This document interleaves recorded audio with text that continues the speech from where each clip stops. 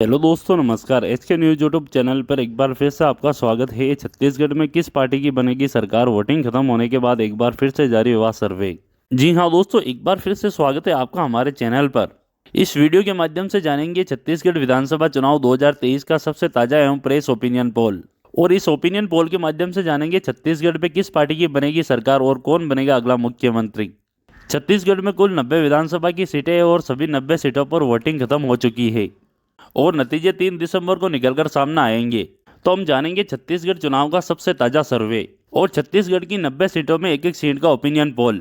तो चलिए आज के इस वीडियो को शुरू करते हैं। आप सभी हमारे इस वीडियो को लाइक कर दो। इस चैनल पे नया है तो इस चैनल को सब्सक्राइब कर ले। जी हाँ दोस्तों, छत्तीसगढ़ का सबसे पहला जिला निकल गया था बालोद। यहाँ पर विधानसभा की सीटें कुल 3 हैं। इन 3 सीटों की बात करें तो 2 सीट कांग्रेस पार्टी के खाते में जाती हुई नजर आएगी। वहीं बात करें भारतीय जनता पार्टी की तो भारतीय जनता के पार्टी के खाते में भी एक सीट जाती हुई नजर आएगी। वहीं बात आगे अन्य पार्टियों की करें तो खाता खुलना मुश्किल माना जा रहा है बालोद से।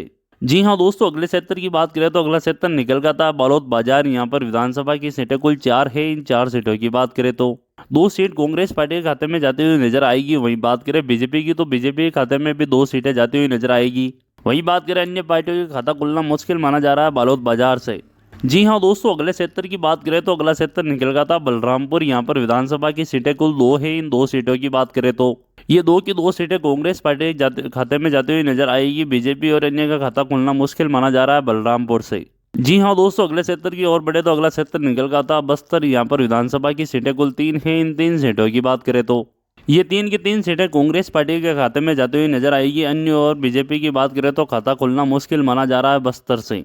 जी हाँ दोस्तों, अगले जिले की बात करें तो अगला जिला निकल गया था बेमेतरा। यहाँ पर विधानसभा की सीटें कुल 3 है। इन 3 सीटों की बात करें तो ये 3 की 3 सीटें कांग्रेस पार्टी के खाते में जाती हुई नजर आएगी। बीजेपी और अन्य की बात करें तो खाता खुलना मुश्किल माना जा रहा है बेमेतरा से। जी हाँ दोस्तों, अगले क्षेत्र की बात करें तो अगला क्षेत्र निकल गया था बीजापुर। यहाँ पर विधानसभा की सीटें कुल 1 है। इन 1 सीट की बात करें तो ये 1 की 1 सीट कांग्रेस पार्टी के खाते में जाती हुई नजर आएगी। बीजेपी और अन्य का खाता खुलना मुश्किल माना जा रहा है बीजापुर से। जी हाँ दोस्तों, अगले क्षेत्र की बात करें तो अगला क्षेत्र निकल गया था बिलासपुर। यहाँ पर विधानसभा की सीटें कुल 7 हैं। इन 7 सीटों की बात करें तो कांग्रेस पार्टी के खाते में 3 सीटें जाती हुई नजर आ रही है। वही बात आगे बीजेपी की करें तो बीजेपी के खाते में 4 सीटें जाती हुई नजर आ रही है। वही बात आगे अन्य की करें तो अन्य का खाता खुलना मुश्किल माना जा रहा है बिलासपुर से।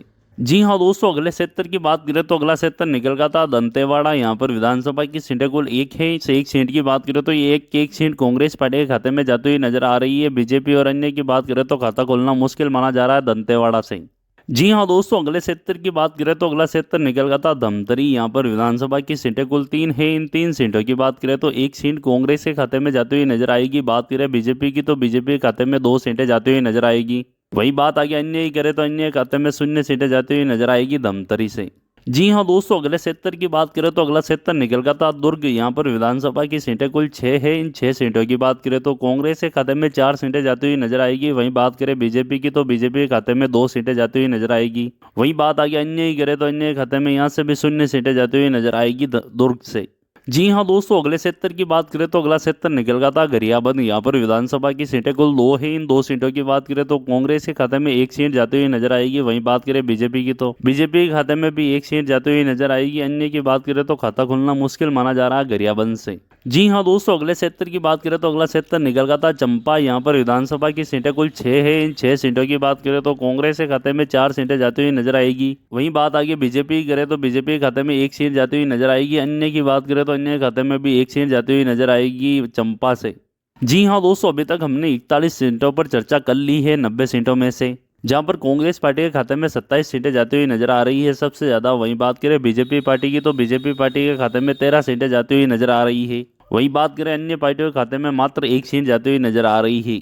जी हाँ दोस्तों, अगले क्षेत्र की बात करें तो अगला क्षेत्र निकल गया था जसपुर। यहाँ पर विधानसभा की सीटें कुल 3 है। इन 3 सीटों की बात करें तो 2 सीट कांग्रेस के खाते में जाती हुई नजर आ रही है। वहीं बात करें बीजेपी की तो बीजेपी के खाते में 1 सीट जाती हुई नजर आ रही है। बात अन्य ही करें तो अन्य के खाते में भी 0 सीटें जाती हुई नजर आ रही है जसपुर से। अगले बढ़ते हैं, अगला जिला निकल गया था कबीरधाम। यहाँ पर विधानसभा की सीटें कुल 2 है। इन 2 सीटों की बात करें तो 1 सीट कांग्रेस के खाते में जाती हुई नजर आ रही है। वहीं बात आगे बीजेपी की करें तो बीजेपी के खाते में भी 1 सीट जाती हुई नजर आ रही है। अन्य का खाता खुलना मुश्किल माना जा रहा है कबीरधाम से। अगले जिले की बात करें तो अगला जिला निकल का था कोडागांव। यहाँ पर विधानसभा की सीटें कुल 2 है। इन 2 सीटों की बात करें तो ये 2 की 2 सीटें कांग्रेस के खाते में जाती हुई नजर आ रही है। बीजेपी और अन्य का खाता खुलना मुश्किल माना जा रहा है कोडागांव से। जी हाँ दोस्तों, अगले क्षेत्र की बात करें तो अगला क्षेत्र निकल का था कोरबा। यहाँ पर विधानसभा की सीटें कुल 4 हैं। इन 4 सीटों की बात करें तो 2 सीट कांग्रेस के खाते में जाती हुई नजर आ रही है, 2 सीट बीजेपी के खाते में जाती हुई नजर आ रही है। वहीं बात आगे अन्य की करें तो अन्य का खाता खुलना मुश्किल माना जा रहा है कोरबा से।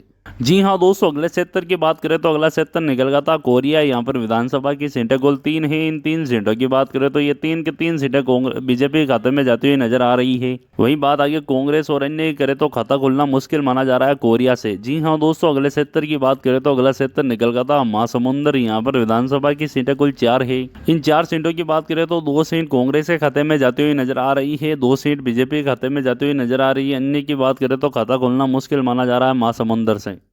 जी हाँ दोस्तों, अगले क्षेत्र की बात करें तो अगला क्षेत्र निकल गया था मुंगेली। यहाँ पर विधानसभा की सीटें कुल 2 है। इन 2 सीटों की बात करें तो 1 सीट कांग्रेस के खाते में जाती हुई नजर आ रही है, 1 सीट बीजेपी के खाते में जाती हुई नजर आ रही है। वहीं बात आगे अन्य की करें तो अन्य खाते में यहाँ से 0 सीटें जाती हुई नजर आ रही है। जी हाँ दोस्तों, अगले क्षेत्र की बात करें तो अगला क्षेत्र निकल गया था नारायणपुर। यहाँ पर विधानसभा की सीटें कुल 1 है। इस 1 सीट की बात करें तो ये एक सीट बीजेपी के खाते में जाती हुई नजर आ रही है। कांग्रेस और अन्य का खाता खुलना मुश्किल माना जा रहा है नारायणपुर से।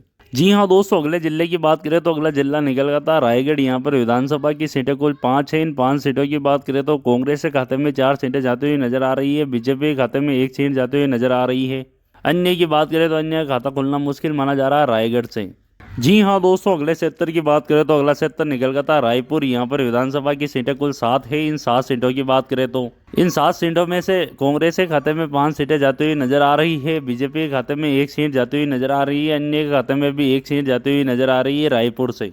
जी हाँ दोस्तों, अगले क्षेत्र की बात करें तो अगला क्षेत्र निकल गया था नंदगांव। यहाँ पर विधानसभा की सीटें कुल 6 है। इन 6 सीटों की बात करें तो कांग्रेस के खाते में 4 सीटें जाती हुई नजर आ रही है। बात करें बीजेपी की तो बीजेपी के खाते में 2 सीटें जाती हुई नजर आ रही है। वही बात आगे अन्य की करें तो अन्य खाते में 0 सीटें जाती हुई नजर आ रही है राजनांदगांव से। जी हाँ दोस्तों, अगले क्षेत्र की बात करें तो अगला क्षेत्र निकल गया था सुकमा। यहाँ पर विधानसभा की सीटें कुल 1 है। इस 1 सीट की बात करें तो बीजेपी के खाते में ये 1 सीट जाती हुई नजर आ रही है। कांग्रेस और अन्य खाता खुलना मुश्किल माना जा रहा है सुकमा से। जी हाँ दोस्तों, अगले क्षेत्र की बात करें तो अगला क्षेत्र निकल गया था सूरजगढ़। यहाँ पर विधानसभा की सीटें कुल 3 हैं। इन 3 सीटों की बात करें तो कांग्रेस के खाते में 1 सीट जाती हुई नजर आ रही है। बात करें बीजेपी की तो बीजेपी के खाते में 2 सीटें जाती हुई नजर आ रही है। अन्य का खाता खुलना मुश्किल माना जा रहा है सूरजगढ़ से।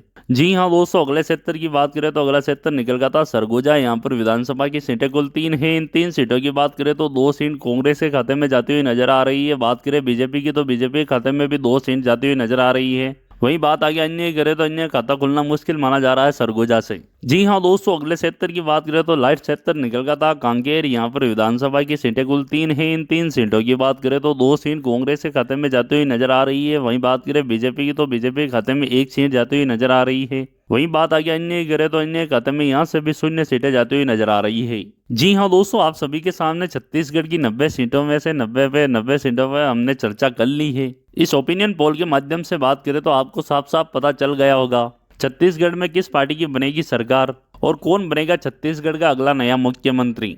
आप हमें कमेंट करके जरूर बताएं और वीडियो पसंद आए तो इस वीडियो को लाइक कर दें। ऐसे ही वीडियो होके देखने के लिए इस चैनल को सब्सक्राइब कर लें। वीडियो पूरा देखने के लिए धन्यवाद।